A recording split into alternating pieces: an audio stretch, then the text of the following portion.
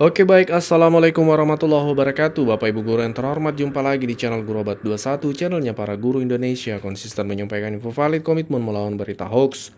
Nah Bapak Ibu, ada edaran terbaru nih dari kementerian, ini guru-guru dan kepala sekolah, pihak sekolah, ini perlu menindaklanjutinya Bapak Ibu. Mari kita cek. Jadi tanggal 10 Agustus kemarin ya, itu dari kementerian ya mengeluarkan sebuah edaran terkait pemberitahuan batas waktu cut off Dapodik tahun 2026. Ini guru-guru pihak sekolah perlu mengetahui apa sih ada 5 ya poin yang disampaikan. Apa poinnya? Mari kita simak. Dengan hormat disampaikan bahwa Pusat Layanan Pembiayaan Pendidikan Kementerian Pendidikan ya akan menyalurkan dana bantuan Program Indonesia Pintar atau PIP tahun anggaran 2026. Sehubungan dengan hal tersebut, diharapkan agar Dinas Pendidikan memperhatikan hal-hal berikut. 1.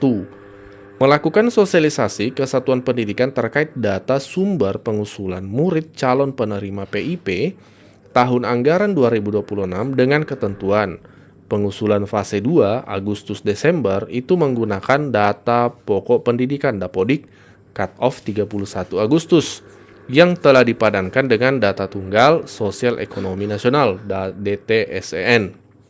Yang kedua, mendorong satuan pendidikan agar melakukan seleksi verifikasi murid dari keluarga miskin atau rentan miskin sebagai calon penerima PIP tahun 2026 secara objektif dan transparan.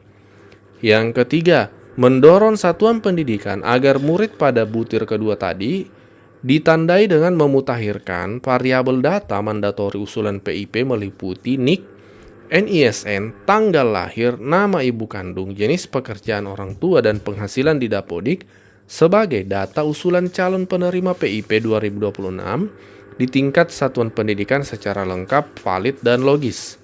Yang keempat, menyampaikan informasi ke satuan pendidikan terkait pemutakhiran data desil DTSN murid dapat dilakukan melalui form yang disediakan BPS.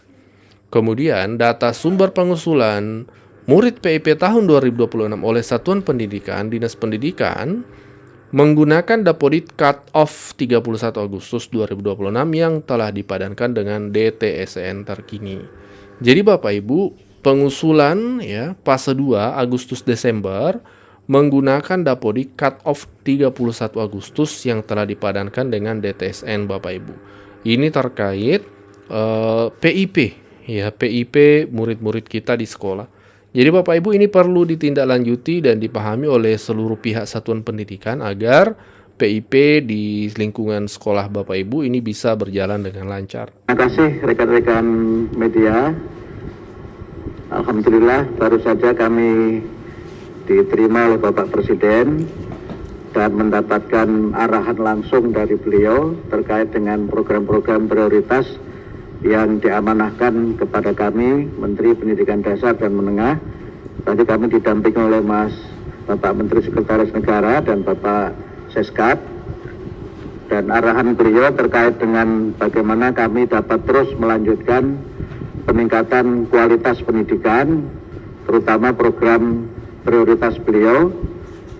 Yang pertama adalah untuk revitalisasi sekolah. Tadi kami sampaikan kepada beliau bahwa revitalisasi sekolah tahun 2025 telah terlaksana 100% untuk 16.167 satuan pendidikan di seluruh Indonesia.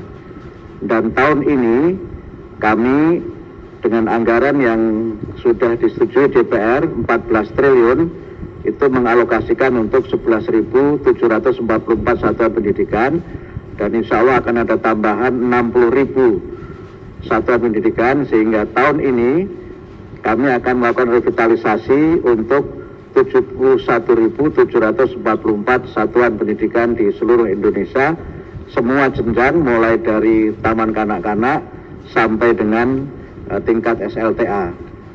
Kami sampaikan juga bahwa program revitalisasi ini tidak hanya berkaitan dengan peningkatan mutu pendidikan, tapi juga dari penelitian kami juga berdampak terhadap ekonomi. Karena sistemnya swakelola, pembangunannya langsung oleh masing-masing satuan pendidikan, kami memperkirakan akan ada penyerapan tenaga kerja di tingkat daerah, mereka yang mengerjakan revitalisasi ini untuk 71.744 itu sekitar 1,1 juta orang yang akan bisa bekerja dalam rentang waktu antara 3 sampai 8 bulan. Sekarang yang revitalisasi tahun 2026 sudah mulai berjalan, sudah 70% dari alokasi 11.744 itu dan sudah mulai dikerjakan, bahkan beberapa di bulan Juli dan Agustus sudah bisa selesai dan sudah bisa diresmikan untuk memulai tahun pelajaran tahun 2026-2027. Kemudian pembangunan ini sesuatu yang sangat dirasakan manfaatnya oleh masyarakat karena sekian puluh tahun tidak ada revitalisasi sekolah. Kami berkunjung ke daerah-daerah, terutama daerah 3T, mereka sangat berterima kasih karena walaupun sebenarnya sesuai dengan undang-undang tanggung jawab pembangunan itu ada pada pemerintah daerah, tapi karena komitmen Bapak Presiden untuk peningkatan mutu pendidikan, kami merevitalisasi sekolah-sekolah itu, baik sekolah negeri maupun swasta, dan itu kami selenggarakan di seluruh Indonesia. Kemudian yang kedua, kami tadi menyampaikan kepada Bapak Presiden sesuai arahan beliau untuk penyelenggaraan sekolah nasional terintegrasi.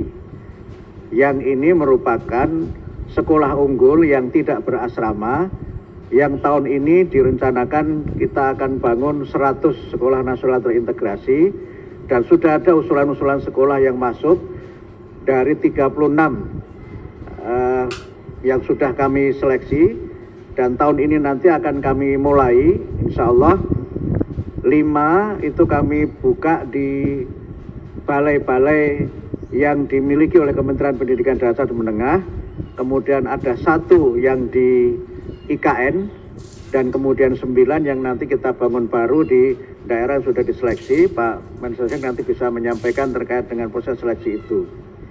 Kemudian untuk kesejahteraan guru, kami ingin tegaskan sekali lagi bahwa sesuai komitmen Bapak Presiden, tunjangan guru sekali lagi sudah dinaikkan dari yang guru non ASN, tunjangannya dinaikkan dari 1,5 juta menjadi 2 juta, dan kemudian guru ASN tunjangannya sebesar gaji pokok.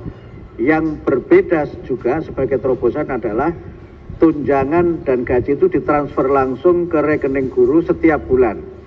Nah, ini yang membedakan dengan kebijakan sebelumnya, dan ini menunjukkan komitmen Bapak Presiden untuk bagaimana proses birokrasi yang tidak birokratis dan agar guru dapat mendapatkan manfaat langsung dari transfer tunjangan yang ke rekening guru setiap bulan. Kemudian untuk guru juga kami sampaikan bahwa tahun 2025 kami mengalokasikan beasiswa untuk 12.500 guru yang belum D4 atau S1 dengan beasiswa 3 juta per semester. Program ini sudah berjalan dengan sistem RPL, sudah masuk semester kedua, dan insya Allah sebagian akan bisa diwisuda pada tahun ini. Kami rencanakan kalau nanti sudah selesai semua yang 12.500, kami harapkan nanti kami mohon tadi kepada Bapak Presiden untuk dapat mewisuda 12.500 guru yang mendapatkan beasiswa S1 dengan sistem RPL. Nah, tahun ini kami mengalokasikan beasiswa untuk guru yang belum D4 atau S1 sebanyak 150.000 guru dengan nominal beasiswa sama dengan yang tahun 2025, 3 juta per semester. Dan sekarang masih proses pendaftaran karena kami masih terus menunggu para guru untuk dapat mengikuti program ini. Itu yang berkaitan dengan kesejahteraan guru dan peningkatan kualitas guru. Kemudian terkait dengan MBG, kami tegaskan bahwa MBG ini merupakan bagian dari program kami, yaitu 7 kebiasaan Indonesia Hebat.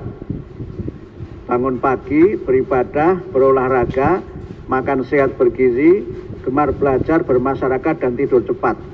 Jadi kami menjadikan MBG sebagai bagian dari penguatan pendidikan karakter. Sudah kami terbitkan modul-modulnya, Dan sudah ada penelitian dari UI dan lembaga yang lainnya yang menunjukkan dampak positif MBG terhadap peningkatan motivasi belajar, kehadiran di sekolah, dan juga terhadap capaian akademik.